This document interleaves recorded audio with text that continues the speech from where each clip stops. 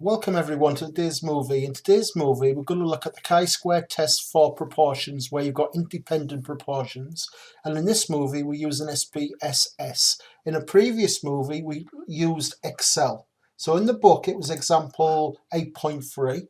So this is the Excel solution that we looked at in the previous movie. So what we want to do is we want to see if there's a difference between the people who travel on the bus on a Wednesday compared to the people who travel on the bus on a Saturday.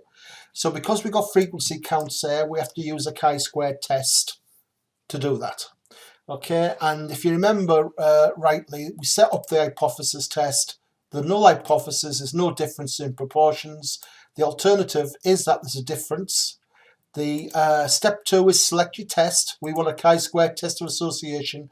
We got two category data variables, one for a bus and one for day.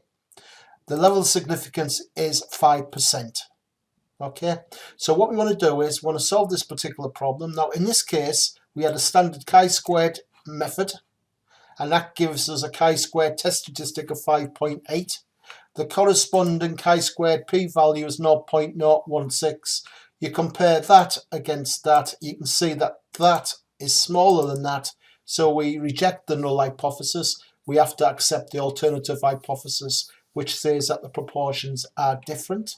You can also use Yates correction continuity, and we modify the chi-squared value, as you can see on the screen, which modifies these numbers, which therefore modifies that slightly and makes a slight modification to the p-value. But again, the p-value is 0.02, which is smaller than that. So we still reject the null hypothesis. We accept the alternative hypothesis.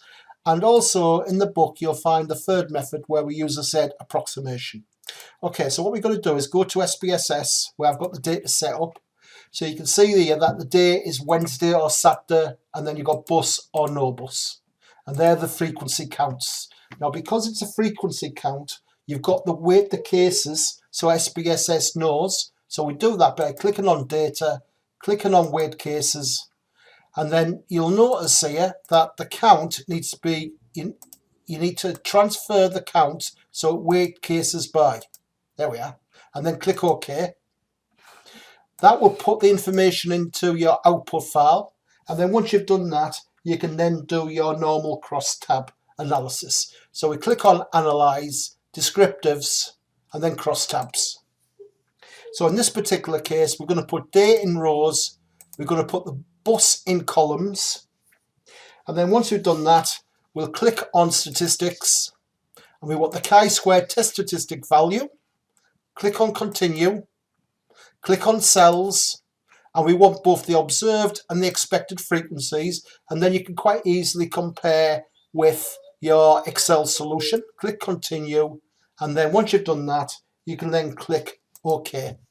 After a few seconds, SPSS will calculate the data that you need. Now what I'm going to do now is I'm just going to do a screen capture, and then I'm going to transfer these numbers across to my Excel solution to do a comparison. Okay, so if I drop my value into there, and if I come across, you'll see, look, and I'll make that a little bit bigger, shall I, for you? So you can see. So Pearson's chi-squared is 5.841. There we are, 5.841. The corresponding p-value is 0.016, which is the same there. Yeah? Okay, and if we go to Yates correction, let's copy that into there as well. Okay, so now just move that out of the way. Now you can see here, continuity correction is 5.345, which is the same as that.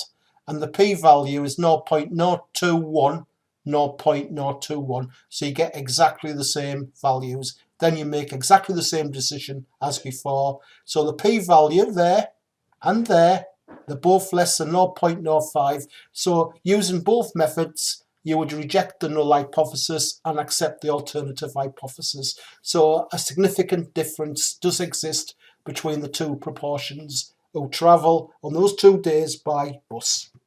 Okay, that's the end of today's movie.